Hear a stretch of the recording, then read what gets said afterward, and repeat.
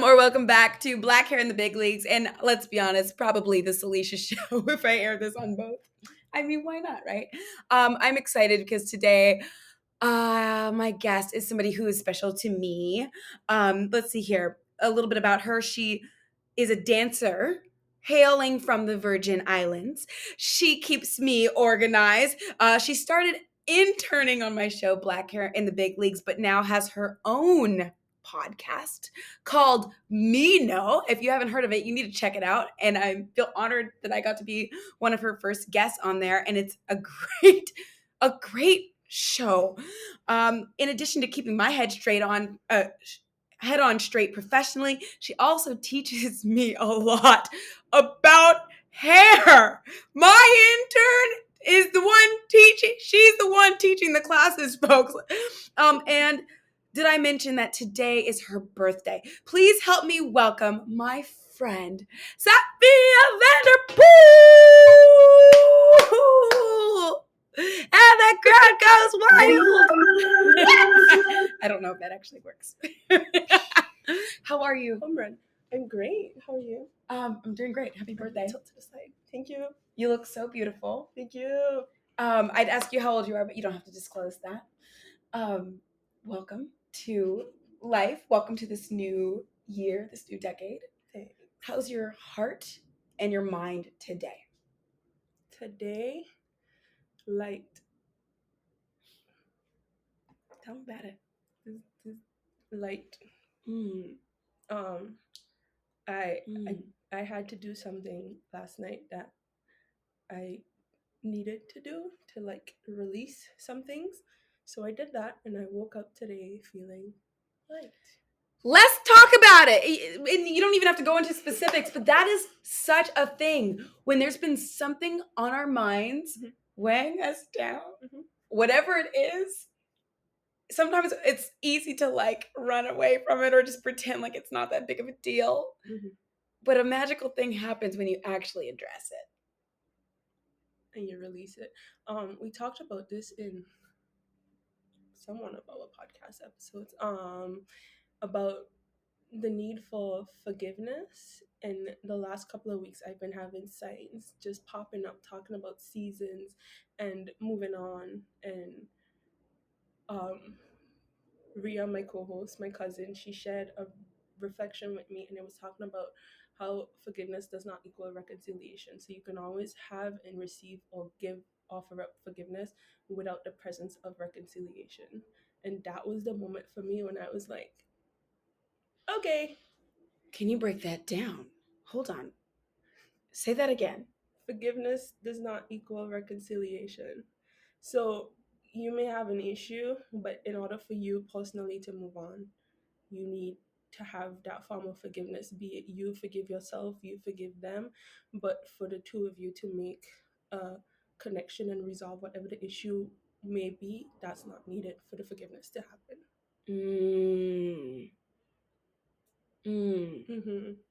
It's like a personal. It's me. It's not the other person. So I have to be the one to be like, okay, I may not get this. It's like in relationships where we say we need closure. Do you? Do you really? Is it needed for you to move on? So it's like that resolve is not necessarily needed in order for the forgiveness to take place and happen and you to go on. So I'm loving this because it's something that I've had to not deal with, but very recently in my own life kind of have to address that as well. And so hearing you say it is like, yeah, that's not in my head. That is such a thing. And I can't even go into it either, but there was an apology text that I needed to send. And I did. I sent it, and funny what happened afterwards, certain doors started opening, and I'm like, is this a coincidence? Or did something energetically happen? So it sounds like, first of all, you're spitting so much wisdom, and I think that is so on brand for it being your birthday. What is something, well, maybe that's one of the things, but what is something that you've learned in however many years you've been on this planet? Something that you're like, today I'm like, oh yeah, I wish I knew this back when I was 16. Not everything is forever. Mm. It's very sad, but also true. Because I feel like it's funny you say that. My 16-year-old self, looking forward to the future, wouldn't have like pictured life as it is now. I think she would have seen more, and in terms of certain friendships and relationships, would hope that they would still exist. And me today, a lot of those links that were assumed strong then, some don't even exist. So everything's not forever. Couldn't that be also a good thing? Yeah. I mean, I hope. Yeah. Going back to what I was saying, like there's a season for everything, and I feel like it's not necessarily a bad thing because it could be a sign of growth.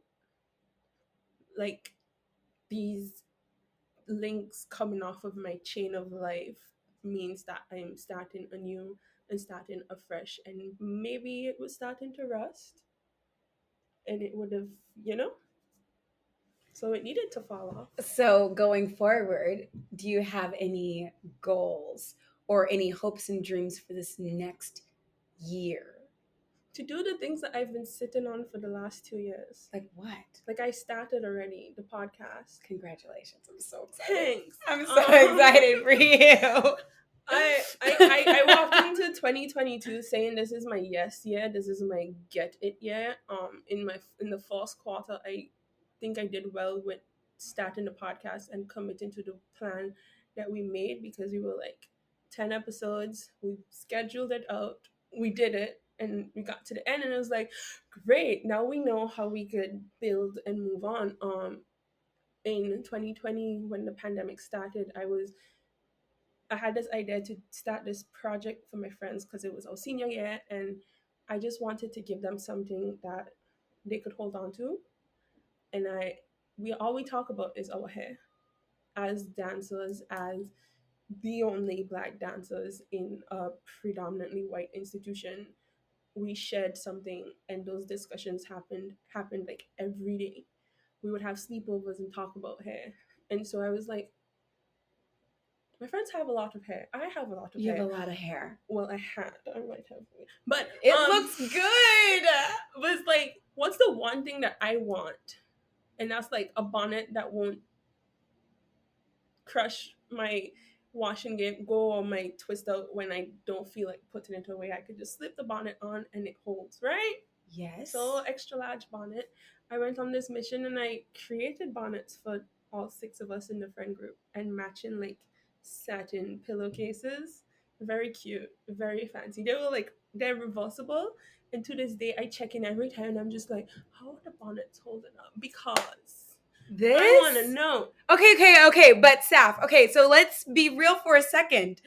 You talk about these bonnets. If I want to buy one, where do I go? That's the thing. That's the next step. Because I have seen photos of it and they're the bomb. Okay, first of all, I would like to try one, or at least buy one off of you so that I can use it every day. Yeah. But then also, when I do fall in love with it, because I know I'm going to, because you don't do anything halfway.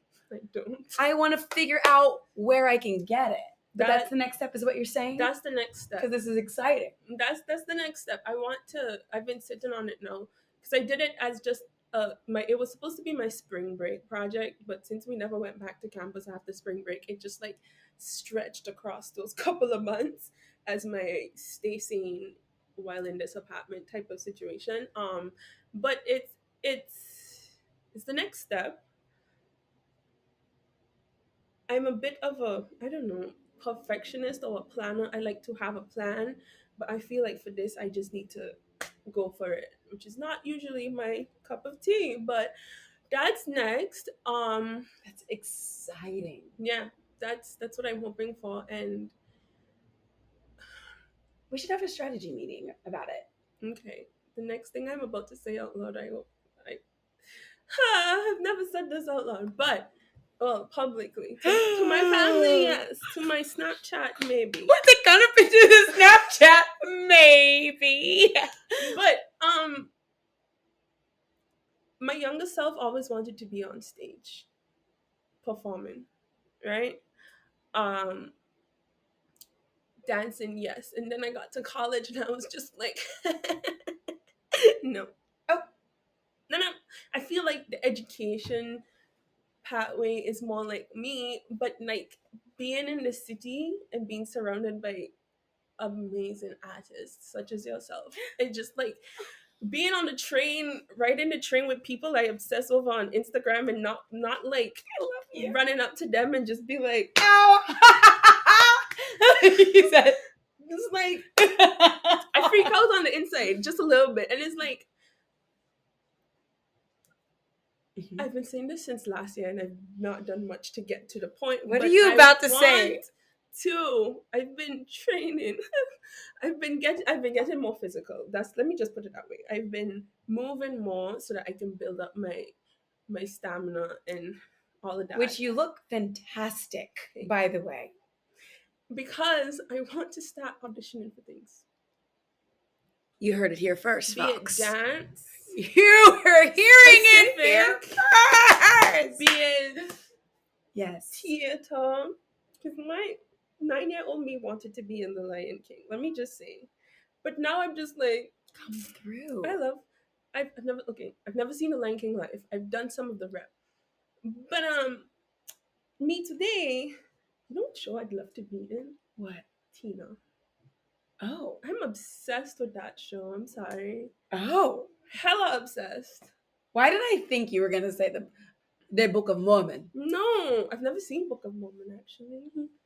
Tina. Have you seen the dancing in Tina? Oh, yes, I definitely have. I just about passed out in the dance call myself.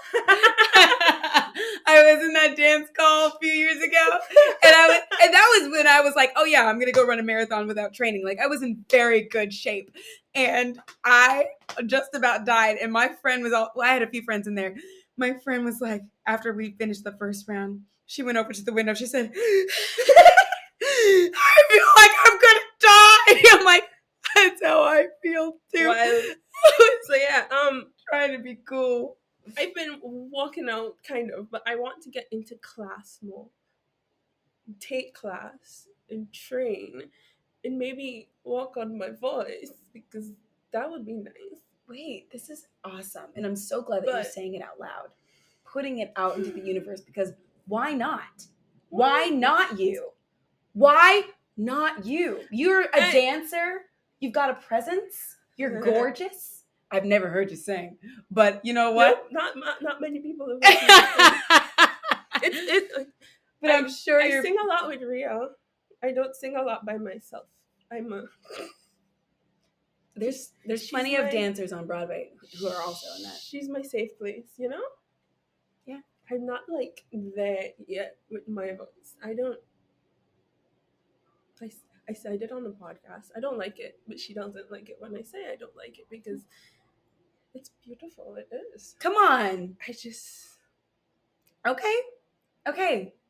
So what I'm hearing for your goals for the future, we're going to get this bonnet business off the ground. Mm-hmm. And by we, I mean you, but I will support you. And you want to start performing again. Yeah. All right. Here for that. Can we talk about your hair? Sure. Can we talk about these gorgeous curls and how versatile your hair is? I've seen your hair super defined, super like every curl you can see, every single curl. I have seen your hair in like a cute like afro. Mm-hmm. I've seen it in right now, for those who can't see the video, if I use this video, she's got a great faux hawk, and it's it used to be one of my favorite styles, and then I realized that my hair just doesn't want to do it. But she's got a great faux hawk in right now. So tell me a little bit about your hair journey. Have you always loved your hair? Yes. Wow. Yes and no. Yes, because it's the thing that people knew me for. Growing up? Mm-hmm. I had a lot, and my mom always used to have it in a big puff. In the Virgin Islands. And I was known for my puff. And then about age 9, 10, somewhere around there. This map might be wrong. I don't know.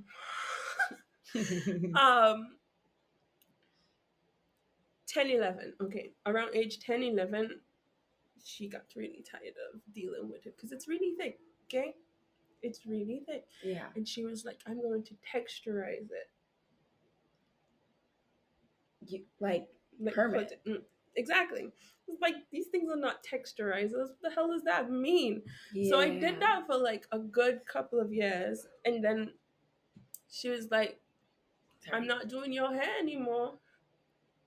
When you were like a teenager? About 12. I used to go to school with my hair just brushed back in one and gel. Because I would do it myself. I don't know how to comb hair. I could do something now, but back then it was just like brush in one, gel. Wait, what does that mean, brush in one? Just brush it smooth back into a little bun. Okay. Every day. Sit straight. Straightened? No. Hair. Well, at that point it was somewhere in between. Okay. I didn't know how to describe it then, but I was transitioning because she had stopped and I was just like, no more whatever this is. Okay? And then when I made 16, I had a sweet 16. Yeah, I love that. And the hairdresser was doing a half wig. I never did weaves or wigs. I still don't because I don't have the patience and it was just never a part of my life, right? The hairdresser took the front of my hair and palmed it. The front? Just the front. No, I've never heard of that. Just the front. The front? She did something to it, but all I know is that from that point on, the front of my hair has never been the same.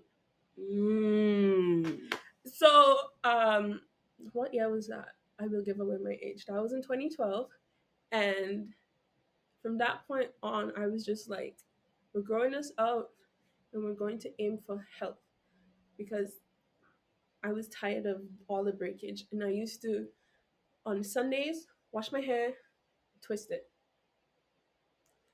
I did that for my full last year of high school. And those twists, let me tell you about those twists. Tell me about the twists, honey. My teachers know. I would twist my hair, and because it was so thick, and to this day, I love my hair, but I don't, because it's cute. Like you said, it's versatile. But when it comes to dealing with it, I don't have the patience. So I would twist it and leave those twistings for like a month or two. Honey, I've never danced a long time. I would dance 3-4 afternoons a week, so you know I'm sweating and I'm not washing my hair, and it's just don't touch, don't smell it. Don't. I would twist, roll the ends, pin them, and I would go to school with these like pinned twists.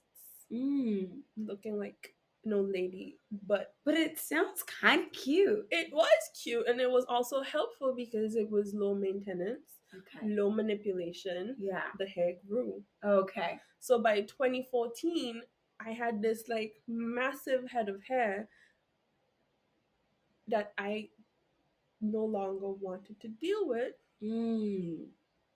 So I did this production at home, had my hair out on stage. That was like May, June. I went to the hairdresser and I said, cut it. She was like, what? I said, cut it. Please and thank you. How short? And she didn't want to. She really, I can't even pull it to show you. She didn't want to. Did she do it? She did. Eventually. Nobody knew what I was doing. I went home and my mother was like, what the? How short did you cut it? It was like an inch? Nah, it was more than an inch. Because I feel like I have a picture somewhere. It was like there. Okay. Bra strap. And then it was like there. The nape of your neck? Yeah. So it was the twist itself. When I twisted it, was maybe 1.5 inches with shrinkage. Okay. And how did you feel? I felt great because I cut it. I've been cutting it ever since. I feel the longest I've went without a cut was this last journey, 2 years. like in the middle of COVID, I had color on my ends and it was damaged, and I was like, I'm sick of this, so I cut. Really nice, cute, short look, and I was like, okay, I'm gonna go a year without cutting because it was like every 3, 4, That's 6 where I'm months. at right now. I kind of feel like Every 3, 4, but it's 6 time. months I would cut because I like, it's easier to handle when it's shorter for me. The only disadvantage is the volume. Yeah. And I love the volume. It's very flat when it's short. So not nice. But it's easier to manage. And you could tell when my hair is really like growing because I stop taking care of it because it just becomes too Wait, much. when you say that again, you can tell when your hair It's getting longer. you stop taking care of it, then it gets longer? No. I stopped taking care of it because it's getting longer. Oh, I see. You like it shorter. I do. For those of you guys who can't see her, like she's saying like she likes short hair. She's got a lot of hair on her head right now. And this is after a cut. I just recently cut the color off. So what do you think for those people trying to like grow their hair out, what do you think it is? Is it keeping a clean scalp? Is it just not manipulating it? What is routine? Routine means a lot for your hair in terms of like establishing when and how you wash, when and how you style.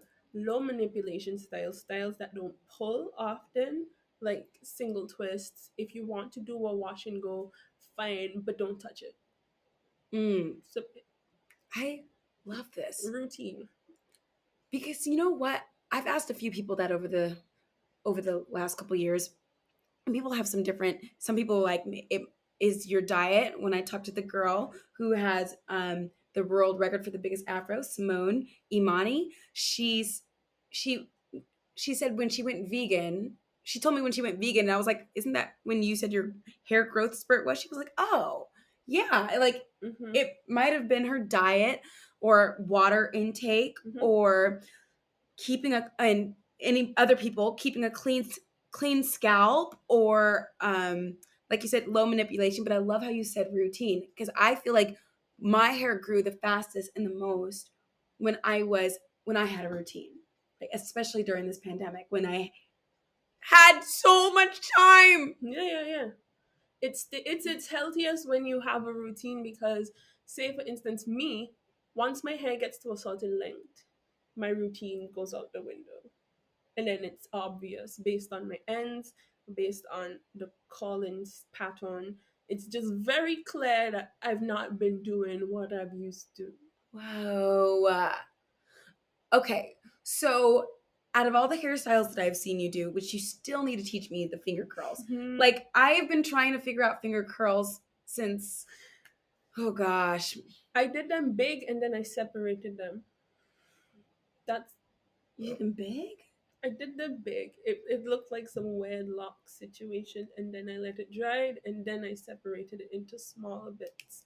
See, maybe that's the trick. I don't know. You're still gonna have to do them on me one night because I just messed them up. Okay. What's your favorite hairstyle that you have discovered for your locks? Maybe this. You like the faux hawk? Yeah. I feel like it's the first time I've seen you wear the faux hawk. Really? Yeah. In the last year, I've been rocking this thing because woof, it looks good. And did you pick it out? I tried. It's okay. So here's the thing. I did a wash and go on Tuesday because I had to take pictures for work, and it did its job for the pictures, but then it started just doing its own thing, and I wasn't liking it. And I was like, you have your birthday coming up. Maybe you could just put all of these defined curls into the hawk, or try something else. So I decided to braid it into like a few small braids, and I took the braids out, and I was like, what is this? This is not what I was looking for. It was very stretched, and it looked blow dried, and I was just like, so I brushed it up. And then I took my time yesterday. I sprayed. Also, the secret to my hawk is that it's puffs. Okay. All right. Let's talk about it because okay. Okay, this is exciting because I have not gotten my faux hawk right in a very long time, and I think that it's because I just use bobby pins and hope that it stays, and then It's puffs. they're all puffs. So okay. Let me try to describe this to people if you can't see it. Have you seen Jingle Jangle? The little girl, with her little buns. Mm-hmm. It's like that, except not a bun, Mm-hmm. and picked out. Mm-hmm. All the way from the top to the bottom? Yep. And if I was thinking right, because I wanted to have like a bang situation, I would have left some of the front out and just done like a slight bobby pin to the front so they could hang.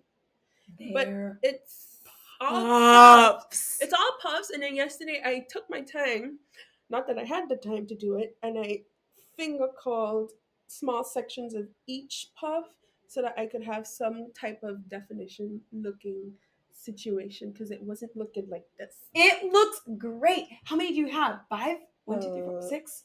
1, 2, 3, 4, 5. It's all puffs. I learned that from YouTube. Wow. It's all in the YouTubes. I promise you. You just have to look. Is there another hairstyle up your sleeve that you're like, oh, I love this one, or I'm sure that this one will be a hit when I try it? No. Have you ever done a three-strand twist out?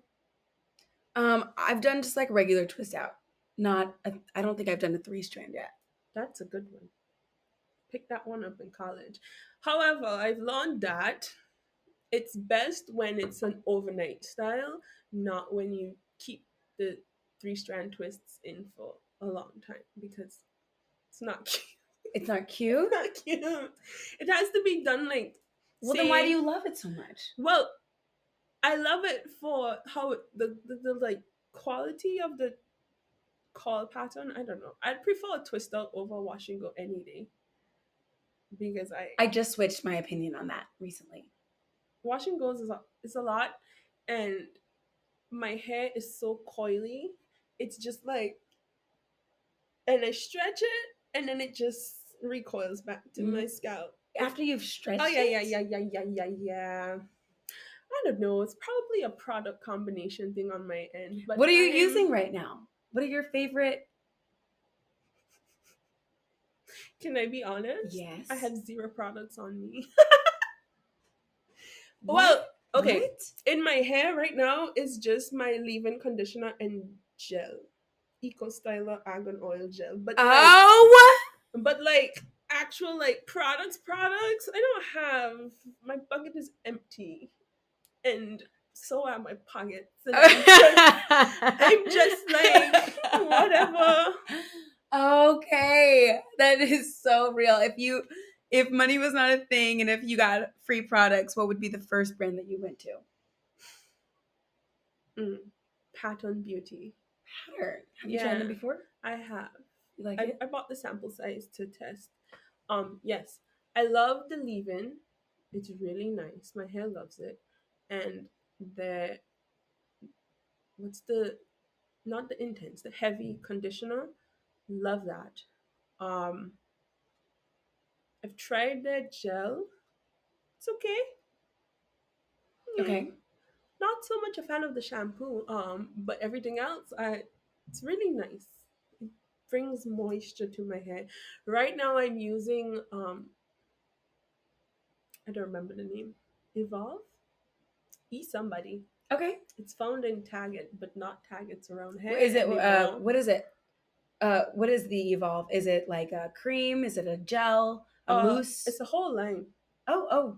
Yeah, I have the shampoo and the conditioner and the leave-in and the deep conditioner because they're like $7 at Target. And you like it? I do. Okay. Emerge, that's the name. Emerge. You said Evolve? Oh no. Okay, so this is all good stuff. I'm so excited. And before we go, because I do want to talk about your podcast. Mm-hmm. How did you decide? What does Meeno mean? I know some of these answers.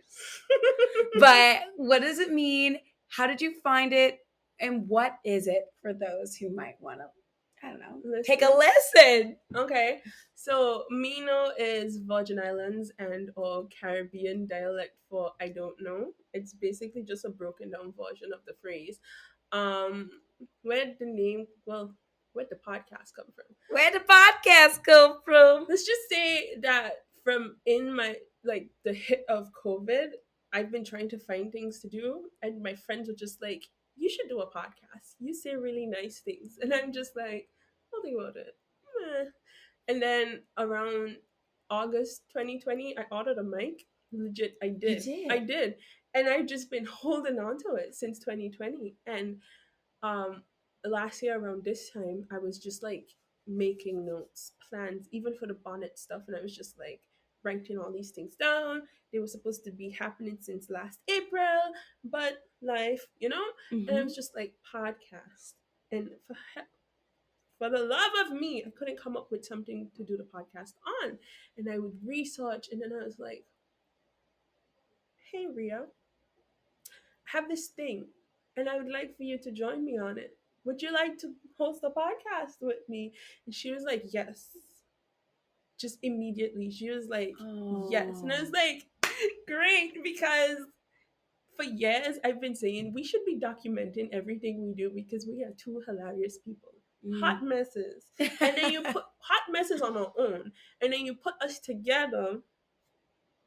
It's something else. Like, this is an opportunity for us to be us, but also expose everybody else to who we are. Right? And we first did a color scheme to like match us, and the colors, like in designing what the main colors are purple and orange, which is our favorite colors. Mine is the orange and she's the purple, and then we like find colors that complemented, and we were like, great, now for a name. I don't know. Exactly. and I was like, what is this podcast going to be about? And we're like, it's a podcast where we try to learn more about the things that we don't know, because in life, really, truly, do we know anything? I mean, like, I remember listening to an episode while I was at the gym, and it was about, help me out, the body positivity. Yes. Yeah. And I was like killing myself in the gym while listening to this and kind of asking myself some questions like, well, wait, what am I doing? Like, why? It's thought provoking, honestly, but it's presented in this very nice, pleasant way. I agree. I agree. And so we were like, oh, and oftentimes when we ask each other things, like, we have a weekly call, just that started maybe 3-4 years now. It's been a while. And it's like, so what we doing tonight? Meeno. It's always the response. And I was just like, it's very fitting that this is the name, and it's like true to our Virgin Islands roots.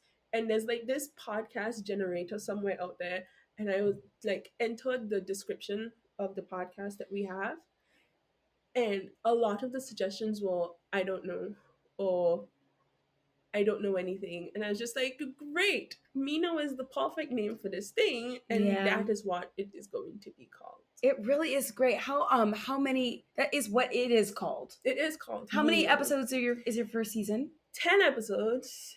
Will you guys do a second season? Yes. When? I don't know. Meeno. And check it out. Where do you listen to it?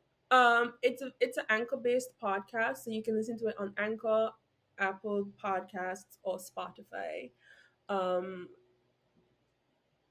Every Monday, #Meeno Mondays. Come on.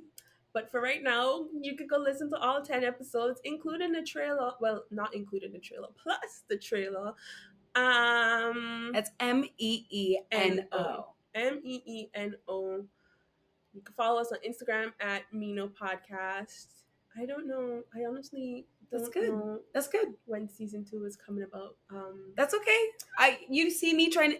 The thing is, like Saf, like you see me trying to figure stuff out all the time when it comes to podcasts specifically. And the thing is, it's like people are listening to podcasts, but it feels like uncharted territory. It's like, what are the rules? There's no rules. There are no rules. Like, just do what you want. my first season for Black Hair in the Big Leagues is like 80 episodes in. Like, I don't know. I'm like, somebody tell me what the rules are. I'm like, the Salisha Show, I'm already on season 2, and I started that after. Like, there are no rules. So it's free reign for everybody. I almost wish there were rules, but I feel like the people who start podcasts now or already have started them, these are the people who are charting the territory, like saying, oh, I find it works best like this. Oh, I love 5-minute episodes. I personally like to listen to 15-minute episodes. So maybe I'll, whatever, like, I'm always trying to make my episodes shorter and then they always go longer. But there are no rules. And I think that's a metaphor for life. Very true. What is something that you're grateful for today on your birthday? Life. Yeah. Yeah. Yeah. Yeah. Mm-hmm. I'm grateful for your friendship. Thank you. Y'all, put your hands together for Safiya Vanterpool. Thank you for coming on. How can people follow you? We know how they can follow Meeno. What are you on? Just in Instagram at at what? Instagram at Safiya.Anika_. That's a mouthful. SAFIYA.ANIKA_. I think that's what it is. Okay. I'm like, I feel like I follow a different one. If it's not, just, I don't know what to tell you. I think it is that one. It's in the Meeno's bio, so and we'll put it in the description notes. Thank you so much for joining me today. Thanks for having me. Thank you for spending time on your birthday. This is what, April 11th? I'm a 411 baby. Ow, 411. All right, until next time, see you next week on Black Hair in the Big Leagues and maybe the Salisha Show. Whatever this is.